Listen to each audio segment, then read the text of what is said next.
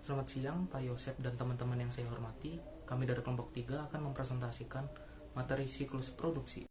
Sebelum presentasi saya akan memperkenalkan anggota kelompok 3, yaitu Leonardo Albert dengan NIM 11-2027, Windy Mariani 11-2028, Angelin 11-2029, Wisnu Murti 11-2031, Weni 11-2033, Yunita Yopic 11-2042, Stevina 11-2035, Rivito 11-2037, Fitriana Salim 11-2039, dan saya sendiri Fernandi 11-2034. Pengertian sistem informasi akuntansi menurut para ahli.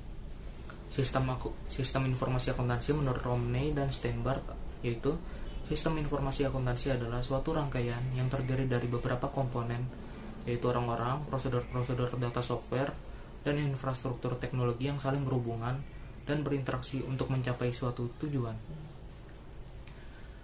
Sistem informasi akuntansi menurut Loudon di dalam buku karangannya yaitu Azhar Susanto yang berjudul Sistem Informasi Akuntansi. Sistem informasi akuntansi adalah komponen-komponen yang saling berkaitan dan bekerja sama untuk mengumpulkan, menyimpan, dan memproses informasi guna mendukung pengambilan keputusan, pengendalian koordinasi, dan untuk memberikan gambaran aktivitas internal perusahaan. Sehingga kelompok kami menyimpulkan SIA sama dengan gambar manusia plus gambar komputer. Sistem informasi akuntansi atau biasa disebut SIA merupakan sebuah sistem yang terdiri dari manusia yang mengoperasikan sistem dan juga melakukan berbagai fungsi dan teknologi informasi yang meliputi komputer, peralatan, dan jaringan telekomunikasi. SIA sendiri memiliki 5 fungsi utama, yaitu 1. Sistem pengendalian keuangan. Dengan menggunakan sistem ini, maka pelacakan keuangan perusahaan dapat dilakukan dengan mudah. Pasalnya terdapat sistem pertanggungjawaban secara detail sehingga sistem informasi akuntansi bisa menjaga aset perusahaan serta mengurangi risiko penggelapan aset yang dilakukan oleh semua pihak.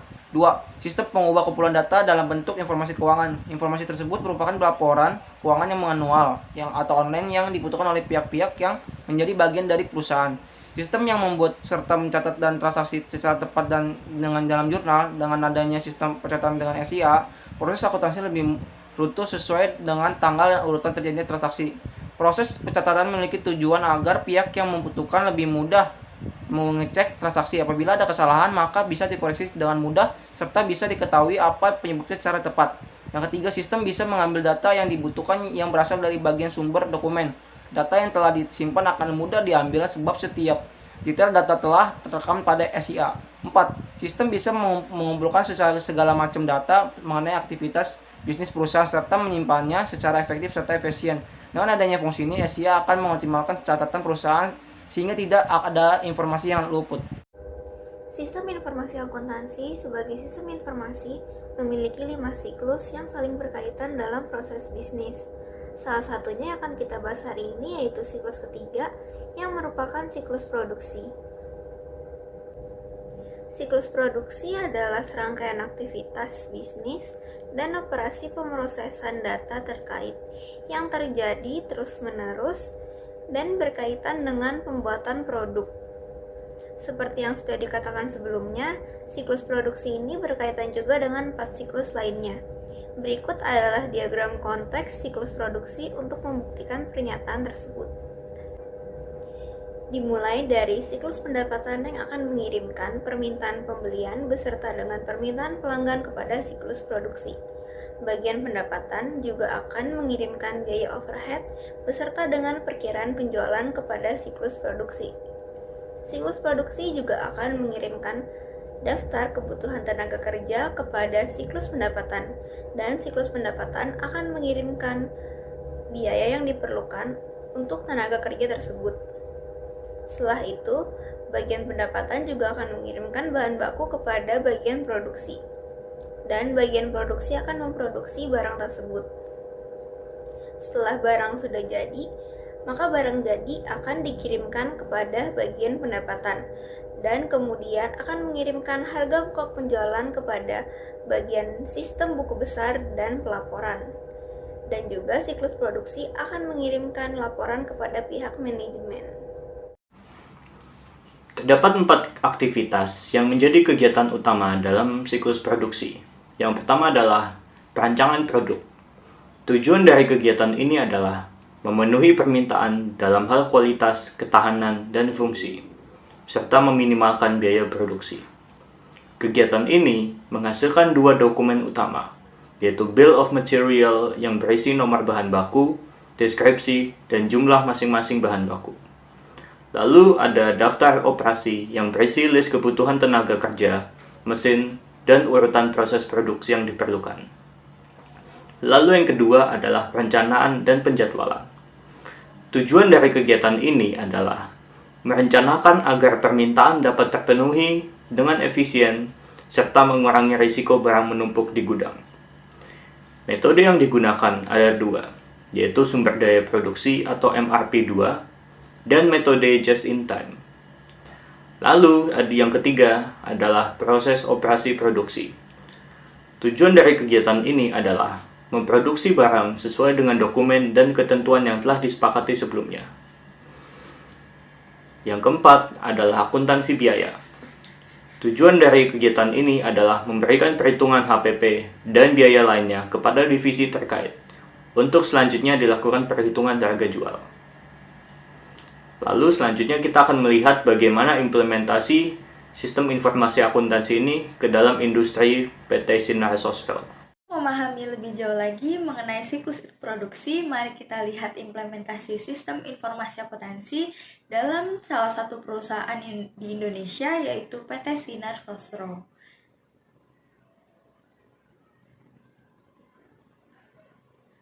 PT Sinar Sosro bermula dari usaha keluarga, yaitu Sosro Dojojo yang menjual teh wangi pada tahun 1940 di Kabupaten Slawi, Provinsi Jawa Tengah.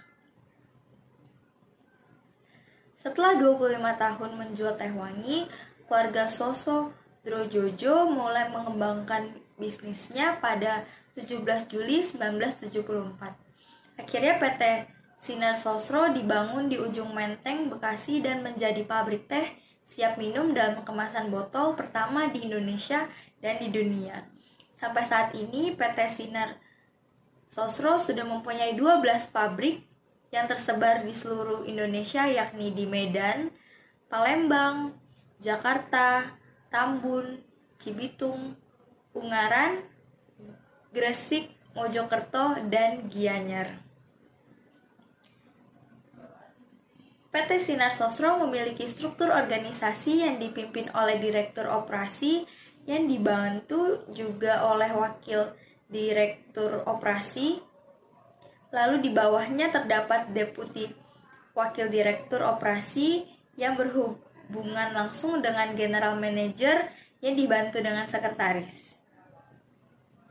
Lalu di bawahnya terdapat Departemen Pembelian, Departemen Quality Control, Departemen Gudang, PB atau BI, Departemen Produksi dan Maintenance, Departemen Keuangan, Departemen Sumber Daya Manusia yang dibantu oleh Sekretaris. Jam kerja di kantor PT Sinar Sosro adalah 7 jam sehari dengan jadwal pada hari Senin sampai dengan hari Jumat pukul 8 pagi sampai dengan pukul 4 sore, dan pada hari Sabtu pukul 8 pagi sampai dengan pukul 1 siang.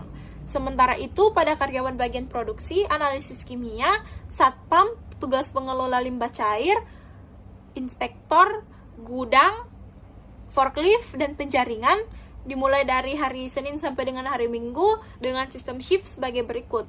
Pada shift pagi pukul 6 pagi sampai dengan pukul 2 siang, pada shift siang pukul 2 siang sampai dengan pukul 10 malam, dan pada shift malam pukul 10 malam sampai dengan pukul 6 pagi. Dan setiap 1 minggu sekali, shift akan dirotasi, jadi setiap karyawan akan mendapatkan 4 kali perubahan jadwal dalam 1 bulan. Selanjutnya, produk Sosro. Produk Sosro yang terkenal di kalangan umum pastinya teh botol Sosro. Produk Sosro sendiri telah mengganti desainnya dari versi pertama pada tahun 1970, versi kedua pada tahun 1972, dan versi ketiga pada tahun 1974 yang desainnya masih dipakai sampai sekarang. PT Sosro sendiri tidak hanya memproduksi teh botol saja. PT Sosro juga memproduksi berbagai minuman lainnya, yaitu ST yang beredar pada era 90-an, Ada juga air mineral sosro yang dikenal sebagai Prima yang beredar juga pada tahun 90-an. Lalu ada Fruity sosro yang merupakan perpaduan teh dengan varian rasa buah yang menyegarkan yang diproduksi dan dipasarkan mulai tahun 1997. Lalu ada Taps, minuman berkarbonasi yang beredar pada tahun 2004.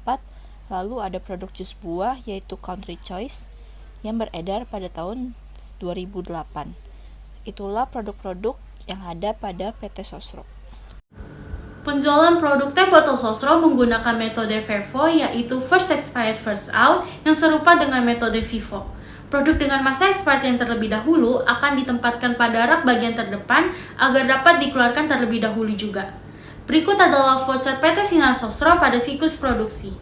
Flowchart pada PT Sinar Sosro pada siklus produksi melibatkan 4 departemen, yaitu Departemen Perencanaan Produksi, Departemen Produksi, Departemen Gudang Bahan Baku, dan Departemen Persediaan. Siklus produksi akan dimulai dari pengiriman dokumen persediaan bahan baku oleh Departemen Persediaan kepada Departemen Perencanaan Produksi. Lalu Departemen Perencanaan Produksi akan mengambil dokumen SOM dan dokumen RS dari arsip file yang disimpan. Ketika ketiga dokumen tersebut sudah ada, Departemen Perencanaan Produksi akan mengecek bahan baku dan membuat dokumen permintaan pembelian sebanyak 2 rangkap, yang dimana rangkap pertama akan langsung diberikan kepada supplier, dan rangkap kedua akan diteruskan kepada Departemen Persediaan. Lalu dokumen SOM dan dokumen RS akan menjadi pertimbangan penyiapan dokumen produksi yang menghasilkan dokumen WO sebanyak 4 rangkap, dokumen MT sebanyak 2 rangkap, dokumen MR sebanyak 4 rangkap, dan dokumen PS. Rangkap pertama dokumen WO akan dikirimkan kepada Departemen Akuntansi, rangkap kedua dokumen WO akan diarsipkan ke dalam file WO, dan sisanya akan diberikan kepada Departemen Produksi. 1 rangkap dokumen MR akan dikirimkan kepada supplier, dan 3 rangkapnya akan diteruskan kepada Departemen Produksi beserta dengan dokumen MT sebanyak 2 rangkap dan dokumen PS sebanyak 1 rangkap.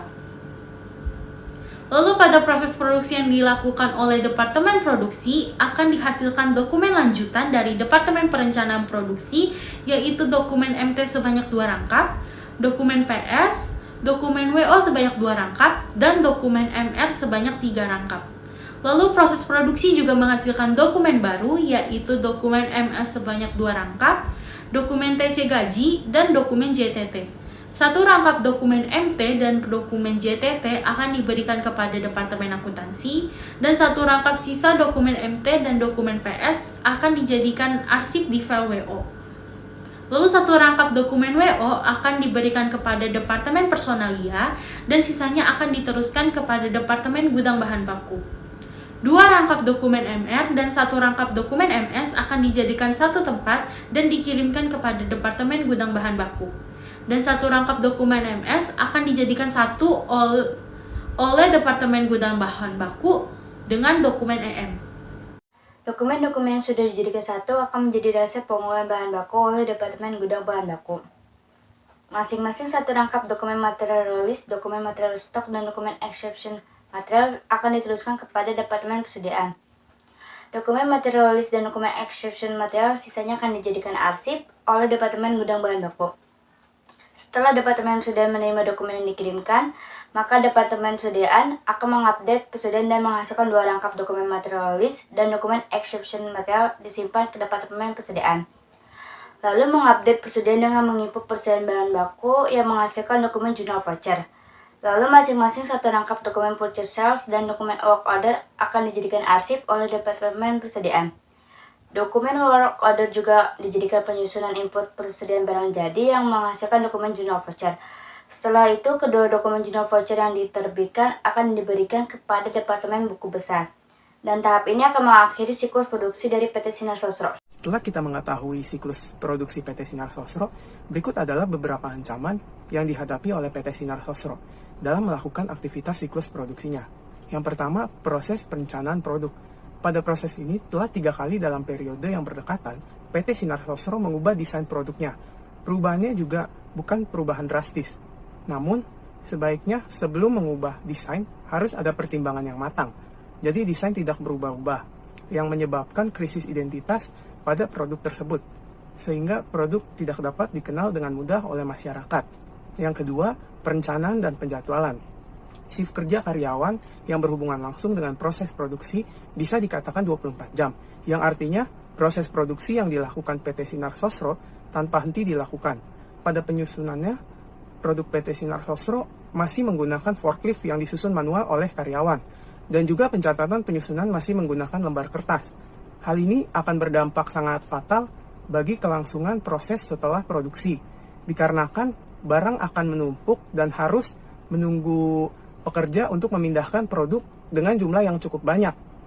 Sebaiknya pemindahan produk tersebut harus menggunakan pemilahan mesin, bukan lagi dengan menggunakan forklift dan dipindahkan oleh karyawan, agar barang juga tidak menumpuk di gudang dan dapat segera dikirim ke distributor. Hal ini dipertimbangkan juga karena masa kadaluarsa produk PT Sinar Sosro tidak cukup lama. Yang ketiga ada akuntansi biaya. Adanya pergantian shift pada karyawan di bagian produksi selama 1 minggu sekali menyebabkan kekeliruan pencatatan sejumlah persediaan, karena selalu berganti orang untuk mencatat persediaan pada waktu yang berbeda-beda. Sebaiknya tidak perlu ada perubahan shift kerja apalagi terlalu sering, ataupun jika ingin ada pergantian shift boleh dilakukan pada rentang waktu yang lumayan lama setiap 1 tahun atau 6 bulan sekali. Sekian presentasi dari kelompok kami. Mohon maaf apabila ada kesalahan kata atau kata yang kurang berkenan di hati Bapak Ibu. Sekian dan terima kasih.